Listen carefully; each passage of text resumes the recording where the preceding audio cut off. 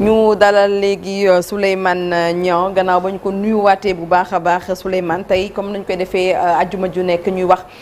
ci mbirum koom-koom tey waxtaanee masse salariale bi ak accessoire maanaam yéeg nga xamante ni moom moo ca donc toftalu voilà ñu ne l'impossible consolidation budgétaire. laaj la nag dafa am point d'interrogation. bu rëy sax. waaw est-ce que ni ñu yokkee salaire yi ak yeneen ay avantages. mën nañ gën a yaatal sax. plus les bourses par exemple. bourses étudiants yi ak yi ni mel. est-ce que trajectoire boobu buñ ko toppee objectif yi nga xam ne Sénégal am na ko moom mooy delluwaat ci territoire 3% déficit budgétaire en 2027. 2027 c'est l'année prochaine. Est-ce que dina mën a nekk sachant que fu mu nekk nii 2026 li ñu projeté. C'est 5,3% du PIB te que daaw li ñu waxoon ni la ñu am ci déficit c'était 7,8 xam nga jógee 7,8 ñëw 5,3 ba pare bëgg dem 3% en 2 ans nga jógee 7,8 te dans le même temps ce masse salariale dafa yokku daaw masse salariale bu ñu budgété woon c'était 1400 et quelques 1485 pour être plus précis ren 1532 milliards ci salaire donc yokk na 47 milliards loolu yëpp nag boo koy xool est-ce que l'année prochaine par exemple parce que il faut ñu xam yokkute bi lan la mais li nga xam ne moo tax ñu indi waxtaan bi moom mooy indemnité de logement yi nga xam ne dañ ko accordé à 16 000 agents de l'État yoo xam ne évidemment depuis des années ñu ngi laaj ñu généraliser parce que dafa am ñu amoon en vertu de leur statut particulier ñu amoon nag revendication pour ñu généraliser ko parce que amoon na 16 000 ñoo xam ne amuñu woon ñooñu depuis 2022 ñu ngi revendiquer heureusement pour ñoom pour seeni ay njaboot peut-être même pour l'économie parce que xaalis buy dugg ci ay poche la consommation lay dem boo ko évaluer ça fait quelque part 20 milliards léegi nag 20 milliards yooyu est-ce que dafa bokk ci 47 milliards yi nga xam ne moom moo yokk ci traitement agent de l'État yi c'est pas précisé dans le budget mais la lame de fond la question de fond moom mooy loolu bu continuer est-ce que consolidation budgétaire bi ñuy wax bi dina mën a nekk évidemment la question est oui parce que pour wàññi déficit budgétaire il n'y a pas que la rationalisation des dépenses il y a aussi l'augmentation des recettes après am na yeneen paramètres yu mën a entrer en ligne de compte par exemple PIB bi xam nga fu mu nekk nii ñu ngi ba léegi ci processus rebasing bi xëj na fii ak l'année prochaine dinañ am vraiment rebasing bi effectivement ci PIB bi bu boobaa boo rapporté déficit bi dina wàññeeku ba arithmétiquement ça c'est des calculs peut-être loolu tamit c'est anticipé dans les décisions donc c'est un peu ça la question qui est posée c'est évidemment il faut faire droit aux revendications légitimes des travailleurs surtout nag bu jëmee ci loo xam ne day yokk seen pouvoir d'achat pour ñu mën a dékku aussi dundin bi nu mu chéré donc loolu kenn mënu cee wax dara mais en même temps est-ce que lii état bi di wax ni dina mën a wàññi déficit budgétaire bi lu mën a nekk la ci conditions yu ñu xam yi moom mooy que ni charge yi day yokku évidemment recettes yi aussi ñu ngi planifier pour mu yokku mais boo xoolee en réalité li ñu prévoir pour mu yokk en général duñ ko matale donc c'est l'équation qu'il faut essayer de régler ci wàllu campagne arachidière bi gis nga milliards yi ñu war a trouver jël yaa ngi gis tamit baisse des prix ci wàllu électricité ak yooyu yëpp parce que du gën a aggraver affaire bi. alors on ne peut pas parler d'aggravation mais par exemple boo jëlee xaalis bi ñuy wax ni dañ koy jëlee ci dañ koy yokk ci campagne agricole les 50 milliards déjà yi nga xam ne moom le premier ministre wax ni fii ak le 16 dina taxaw mais moom dafa ne entre 50 et 75 milliards mais 50 milliards yi d'après les informations bon, il reste à confirmer ces informations hein. Ce sont essentiellement deux banques BNDE ak LBA ñoom ñoo koy. ak banque islamique. ak banque islamique bon. non BNDE ak LBA mais il faut anticiper banque islamique ak BRM parce que mooy banque yi nga xam ne état am na fa. 28 ak 22 milliards. am na fa baat même bu dul dogal am na fa baat. parce que ce sont des banques yi nga xam ne paaru état bi toll na foo xam ne état mën na fa am influence. rawatina nag BRM ak LBA ak BNDE. bis encore état actionnaire la mais xëj na tollul taxawaayam tollul nu mu toll ci yeneen banques yi ñu cité yi donc loolu ci xaalis boobu lay jógee donc à la limite on peut voir nan lay traduire au plan budgétaire est-ce que day dem ci déficit bi en termes d'emprunt wala d'endettement et cetera yeneen yi si des yi moom mooy à part PS ak bourse yi oui yooyu yëpp bon bourse yi moom ci budget bi la bokk. après un état aussi c'est pas que li ñuy fàtte moom mooy xam nga bu ñuy wax variable pour gérer économie bi dañuy wax chaque fois bon budget bi y a les recettes y a les dépenses mais déficit budgétaire ci boppam c'est un outil de politique économique. donc xam nga li indi déficit à 3%. C'est pas tant le fait d'une exigence économique en soi. C'est juste un critère de convergence parce que dañoo bokk ci benn zone économique et monétaire boo xam ne dëkk bu nekk am na noo war a tënkee sa bopp pour que ñu mën a bokk espace bi mën a am politique monétaire commune politique économique relativement commune am ay échanges commerciaux ak yi ni mel looloo indi 3% yi critère de convergence la pour une stabilité économique et financière dans la zone mais Sénégal bu doon demal boppam kese bu ko neexee sous réserve de maîtriser sa dette ça nous amène d'ailleurs à la question de la restructuration parce que maîtrise de la dette c'est pas simplement limiter le montant c'est pour ça que déficit budgétaire nekk aussi outil de gestion économique état mën na décider ni man damay yaatal sama déficit budgétaire pour lan parce que dama bëgg dépenser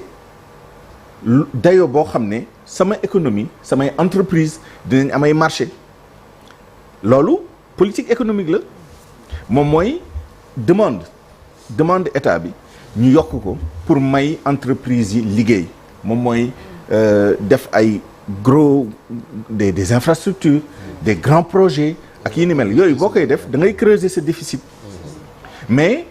bu dul critère de convergence moo la tënk gestion sa dette dina la tënk mais gestion dette boobu nag loolooy indi coowu restructuration voilà le premier ministre est clair hein? La position du gouvernement du Sénégal est claire restructuré wuñu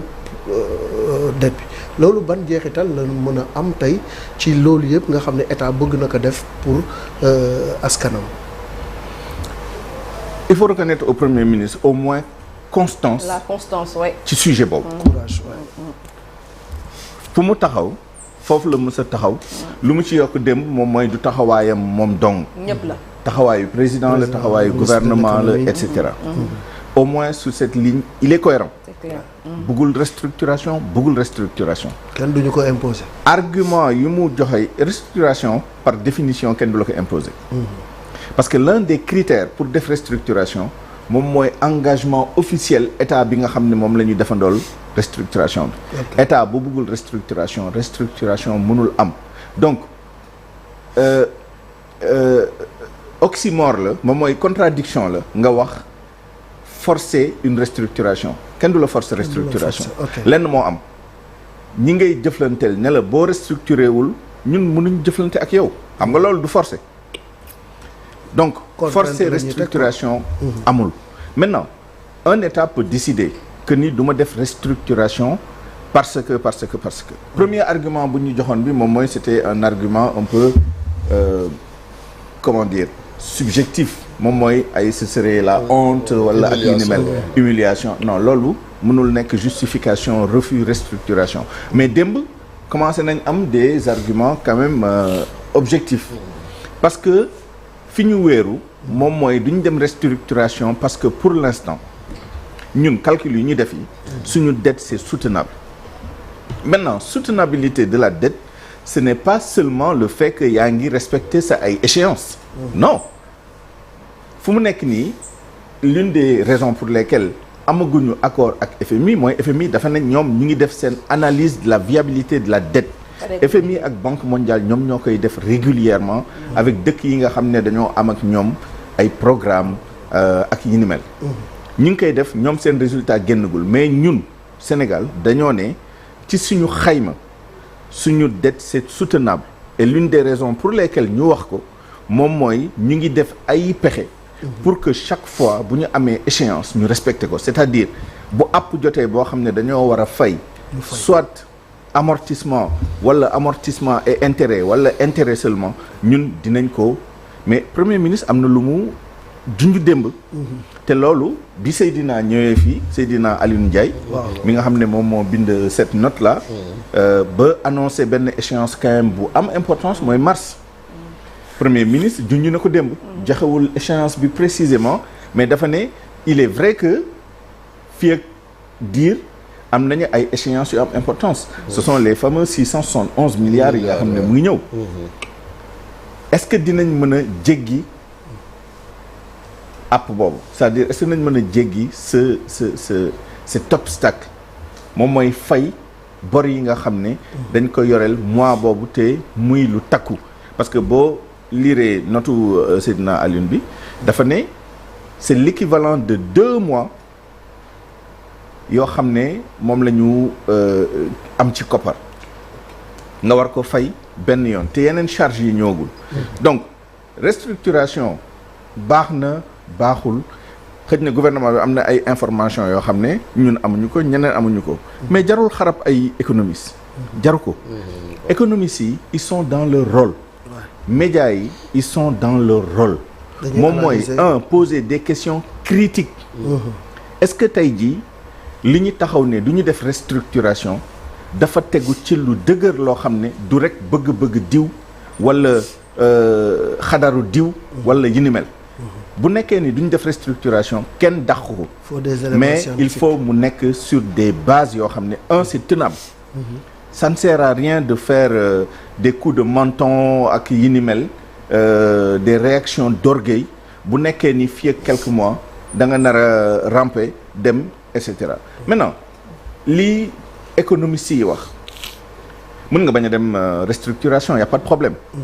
mais restructuration pour mu am njëriñ il faut nga def ko fu mu jotee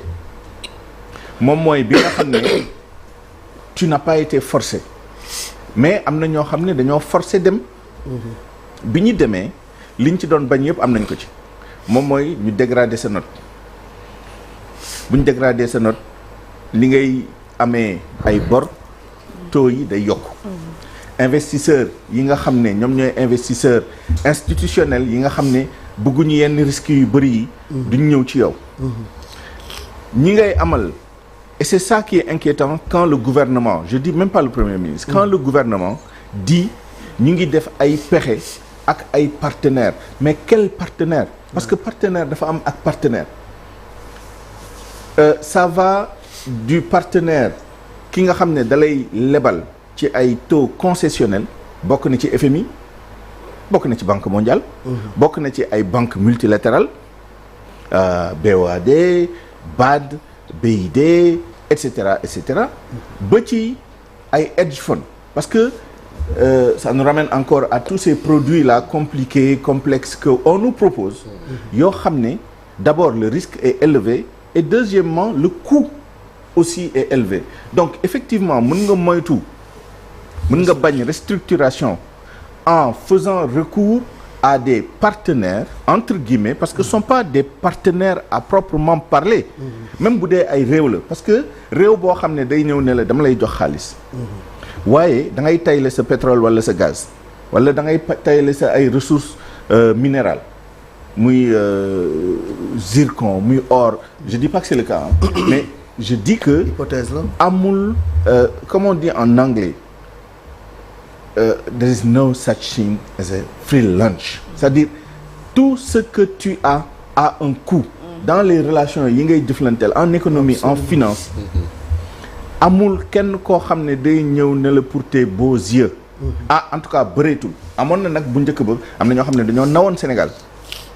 ci taxawaayam ci yenn sujets yi à l'international wala booloo ak yow moom mooy le coup politique day fekk ay Nations Unies Sénégal day am nu muy àndee ak ñoom day fekk ci yenn question yoo xam ne c'est d'ordre géopolitique wala géostratégique Sénégal bokk ak ñoom sur la question de la Palestine sur la question de je sais pas des relations entre les pays arabes et l'Iran entre les pays arabes et Israël mais yooyu day shifté gis ngeen tey avec les accords d'Abraham lii amoon il y a 20-30 ans amatul donc booba looloo doon tax ñooñu di ànd ak ñun tey jii loolu mu ngi des ba léegi dans une certaine mesure mais li gën a bëri nit ñaa ngi xool fan la ñu am port stratégique Sénégal positionnement stratégique la am Sénégal am na ay ressources yoo xam ne buñ ci nekkul ñi raw ci àdduna bi tamit amaana ñoom soxla nañu pour mottali wala pour fexe xoolal États-Unis ak Venezuela lu xew tey jii américains yi am na nu ñu def donc am nañ yooyu yëpp mais attention il faut bien mixer pour avoir des relations avec les uns et les autres ku nekk mais la ligne la boussole qui doit guider toutes nos décisions c'est quel est l'intérêt national quel est l'intérêt du Sénégal ce ne sont pas les desiderata des uns et des autres c'est pas de l'idéologie tey jii nan la ñu fexe ba am ay ressources ay koppar pour mën a financer suñu développement au meilleur coût financier au meilleur coût j'allais dire géopolitique c'est-à-dire nga bañ a compromettre ses relations avec les uns au détriment des autres et cetera yooyu yëpp nag ñi ñu jiite ñoom ñoo ci ëpp information mais am na ay information yoo xam ne nit ñi dañ ciy jot wax dëgg yàlla parfois du dal xel. voilà mais justement bàyyi ma këf yow tamit. bu nekkee par exemple ñi nga xamante ni ñoom ñoo ñu jiite. ka leen ña leen di conseiller en fait en termes d'économie comme ni ko Seydina je reviens sur ça parce que ça m'a fait peur quand ba mu waxee que ne que ñi leen di conseiller di ay cabinet yu jóge ci bitim réew di leen conseiller ci suñu wàllum koom-koom fañ leen joxoñ baaxul donc ça veut dire que ne que dinañu dem ci ay bëccëg yi nga xamante ni dina gën a metti pour Sénégal suñu sukkandikoo ci gis-gisu ñi seen xel màcc ci wàllum économie. waaw je pense que Seydina am na ay informations. yoo xam ne sont des informations exclusives. yu mu am yoo xam ne c'est pas sur la place publique. kan la état bi di liggéeyal. kan moo leen di conseiller ak yi ni mel. évidemment gis nga souveraineté mu ngi tàmbalee foofu nag yow say pexe yi ngay def évidemment am na ay cabinets internationaux. de réputation mondiale yoo xam ne dañu conseiller état yi y compris yoo xam ne xam nañ leen ay McKinsey ak yi ni mel am na des cabinets de moins grande importance mais ñëpp xam nañ ni état yi de plus en plus voilà pourquoi tout est logique tout est cohérent dafa war a am congruence ci lépp politique yi ngay mën a yëpp tey jii waroon nañ toll foo xam ne amaana ñu ngi ci yoon bi wala sax am na fu ñu ci toll moom mooy say politique say stratégie c'est autogénéré moom mooy gis nga souveraineté boobu ñu wax noonu et c'est heureux que même si on peut trouver à redire sur des stratégies des plans wala des méga plans ak yi ni mel le seul fait que ce soit généré de l'intérieur avec effet d'apprentissage bi mën nañ sax juum sur les premiers plans mais à force ñu koy defal suñu bopp dañuy dem c'est comme les Chinois sont sortis de périodes extrêmement difficiles colonisation japonaise les guerres avec le Japon les guerres de l'opium avec la Grande-Bretagne la France lu nekk daj nañ ko mais tey jii Chine lu fa mënti xew doo dégg ni américain moo ñëw def ko wala keneen moo ko def. ñoom ñoo koy defal seen bopp. amaana loolu c'est important foofu rek le sujet bi amee importance. kenn mën a jóge bitim réew nga jéggaane ko mu ñëw indil la ay xalaat yu baax a baax donc c'est pas ça la question. le problème moom mooy yow développer sa ay capacité pour que yenn yi ñu dal yi bañ ñu dal moom mooy lan par exemple bi ñu négocier suñu yenn contrat yi. effectivement le Premier ministre peut avoir raison sur cette question-là boo xoolee les termes yu ñu accepté pour def ko et même parfois yenn technicité yi évaluation des ressources regardez par exemple li ñuy wax ci GTA ak ci Sangomar ñu ngi ko doon wax fii boo jëlee les documents de Cosmos dans une certaine mesure de BP mais surtout Cosmos sur GTA xam nga ñoom dañoo am lu leen tënk par rapport ak seeni ay actionnaires donc boo bëggee am la vraie information au-delà du rapport de l'ITIE da ngay dem ci ñoom rapport yu ñuy def yi pour leurs actionnaires et pour les régulateurs de leur marché financier parce que ce sont des sociétés qui sont cotées boo demee ci document yooyu il a toujours été dit que les découvertes yu nekk Sénégal c'est de rang mondial pendant ce temps-là ñun au Sénégal des Sénégalais qui sont il faut le leur reconnaître des experts en la matière disaient qu'on était de petits poussés au résultat boo xoolee le rapport le tout dernier rapport qui est sorti pas de l'ITIE mais de la production sur GTA et Sangomar etc tout le monde sait que on a produit beaucoup plus qu'on avait enfin beaucoup plus en tout cas plus que li ñu waxoon ni moom la ñu produire par an on a shippé plus de tankers yu jógee GTA di yóbbu le gaz naturel liquéfié ou le condensat bi ñuy génnee foofu donc ça pose le problème de nos capacités internes et quand je dis capacité c'est pas que des capacités techniques c'est aussi des marges de manœuvre des pouvoirs de négociation pour que effectivement suñu ay politique ñu defaral ko suñu bopp mais bu ñuy jëflante ak ñeneen en dehors de tout orgueil de toute émotion ñu teg carte sur table et qu'on réfléchisse froidement et réfléchir froidement aujourd'hui c'est voir sur cette question de la restructuration de la dette nañu am une ligne parce que attention sur la dette et sur le FMI je conclus sur ça on n'a pas une seule ligne le Premier ministre a beau dire que li mu wax ci FMI moom la position non c'est restructuration c'est sa position la position du gouvernement et du président de la République c'est à vérifier sur le FMI c'est même pas à vérifier c'est flagrant c'est-à-dire il ne parle pas le même langage boo déggee monsieur Alamine Lo qui était à la RTS il y a quelques jours qui sous-entend que effectivement bien que presse moo nekk l'alpha et l'oméga de la souveraineté etc économique mais évidemment il parle de accord imminent wala boog accord attendu avec le FMI pendant ce temps-là le Premier ministre laisse clairement entendre que lui avec le FMI d'ailleurs ça va de mal en pis parce que jusqu'à présent il n'avait pas pointé la responsabilité ce qu'on dit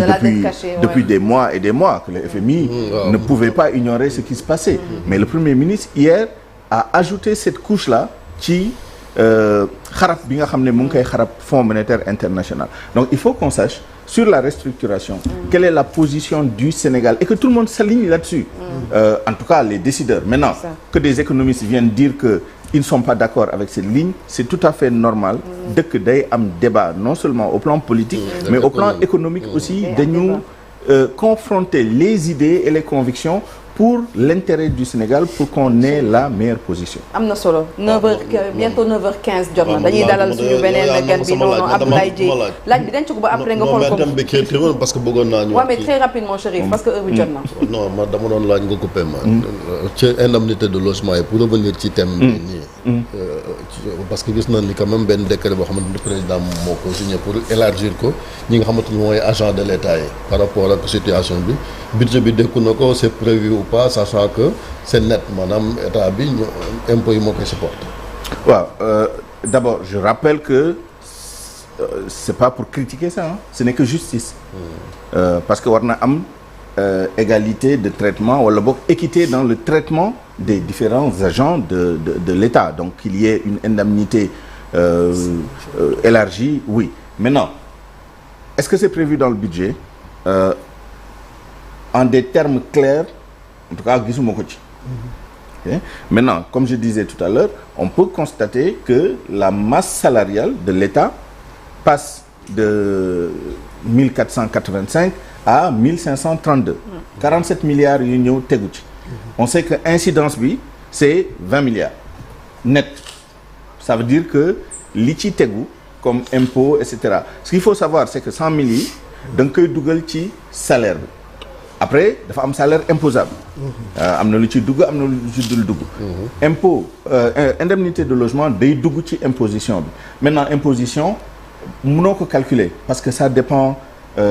d'abord du statut de la personne. Xam nga ni célibataire sans enfant, célibataire avec enfant à charge, ku am benn doom ñaari doom ñetti doom bokkuñu nu ñu leen di déduire nu ñu leen di réduire pour charge de famille. De la même manière am na ay fonctionnaires bëriwuñ nag ñoo xam ne dañ leen di exonérer par exemple imposition. Donc c'est difficile mais boo doon def un calcul comme ça au pifomètre da nga naan par exemple tu peux prendre arbitrairement un taux de 30% par exemple. Donc da ngay def 100 000 francs plus 30% pour nga xam ñaata ça te ferait quelque chose comme 25 milliards. Mais 25 milliards xëy na ci 47 milliards mais 47 milliards il y a pas que il y aurait pas que l'indemnité de logement qui aurait augmenté. Il y a les recrutements. Il y a aussi le fait qu'il y a des gens yoo xam ne ils étaient payés au titre des biens et services acquis par l'État parce que c'était pas des agents fonctionnaires dañ leen di fay comme s'ils étaient des prestataires de services et que am na lu ñu intégré ci masse salariale bi. Donc il faut discriminer tout ça mais ça il y a certainement des documents au niveau de l'État qui peuvent dire exactement 20 milliards yooyu si c'est prévu dans l'augmentation de la masse ou pas. Si ce n'est pas le cas, plus d'autres choses qui pourraient changer dans le budget, ça entrerait dans le cadre d'un projet de loi de finances rectificative pour que ñu intégrer ko et ça voudrait dire que la masse salariale augmenterait d'autant. Au lieu de 47, il faudrait ajouter les 19 milliards 200 plus les impôts sur les salaires et traitements plus maintenant éventuellement d'autres augmentations et d'autres baisses qui interviendraient sur le budget pour xam ñaata